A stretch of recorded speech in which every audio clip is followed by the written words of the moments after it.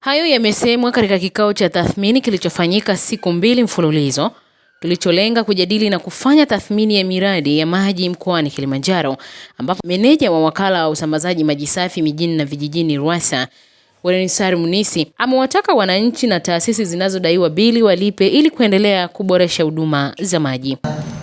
Kwamba zile fedha tunazokusanya za maji kutoka kwa wasusi kwamba zinatumika kwa kula au tunatumia kwa mishahara au kwa posho, hizo fedha pia zinarudi kwao kwa njia ya kufanya investment. Ni hela ambayo inarudi kwenye maeneo yao, kwa sababu hakuna hela ambayo inachukuliwa kutoka labda magharibi makiwao inaenda kujenga mradi hai. Hela kama ni magharibi makiwao inakusanya pale na nunua mabomba kwa ajili ya kuosha miundombinu katika eneo la magharibi makiwao. Kwa hiyo ni hela ile inarudi kwa wananchi. Kwa hiyo wananchi wapate kuona hilo na waweze kuwa na hali ya kulipia bili zao za maji pamoja na kushiriki katika zoezi zima la utunzaji wa miundombinu ya maji. Lakini pia kuna hali ya watu kutokubali kulipia maji.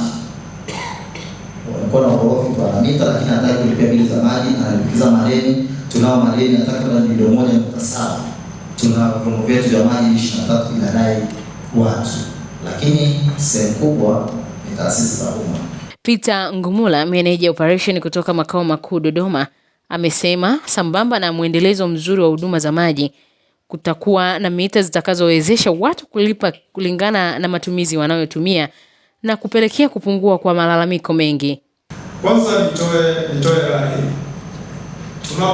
Tunapoelekea pamoja na changamoto ndogo zinazojitokeza, kwa sababu kwanza ni jambo moja na sustainable ni jambo jingine.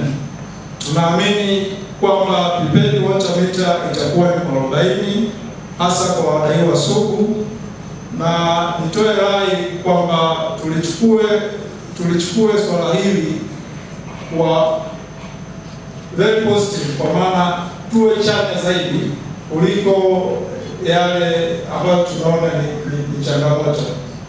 Mimi naamini mita hizi zitakuja kuwa zenye ubora wa hali ya juu, na hata jinsi ambavyo zitakuwa zinafanya kazi zitapelekea malalamiko mengi kuisha.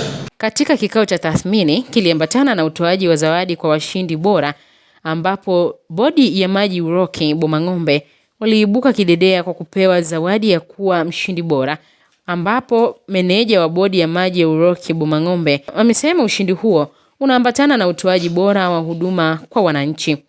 Mkutano wetu wa robo ya pili, ambayo moja wapo ilikuwa ni kutoa zawadi kwa chombo cha watumia maji ngazi ya jamii kwa mkoa wa Kilimanjaro kilichofanya vizuri.